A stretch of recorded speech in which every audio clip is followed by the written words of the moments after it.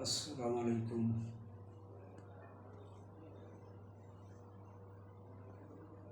সদ্য হোসেন ভাই সহ ও মা বোনেরা, বিসমিল্লাহির রহমানির রহিম, আলহামদুলিল্লাহি রাব্বিল আলামিন। সমস্ত প্রশংসা আল্লাহ সুবহানাহু ওয়া তাআলার জন্য।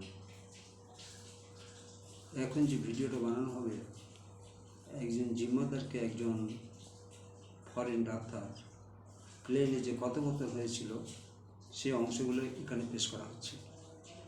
প্রথমে এক প্লেনে দুজন উঠল। জিম্মাদারের নাম ছিল তারিক জামিল সাহেব, আর সেই সঙ্গে ফরেন থেকে যে ডাক্তার বাড়ি ফিরছিলেন তার সঙ্গে দেখা। দুজন পাশাপাশি বসে আছে।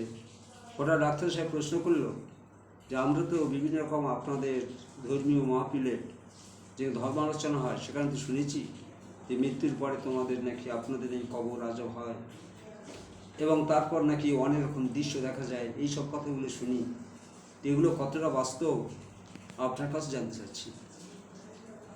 উনি কিছুক্ষণ চুপ থাকলেন।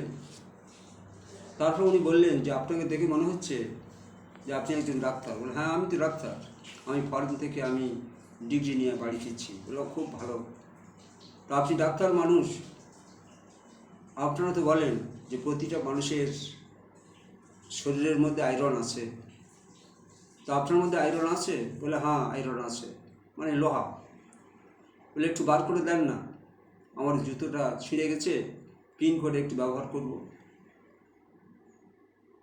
তো তারপর বললেন ক্যালসিয়াম আছে? বললে হ্যাঁ ক্যালসিয়াম। বলে দেন, আমি পান খাবো একটু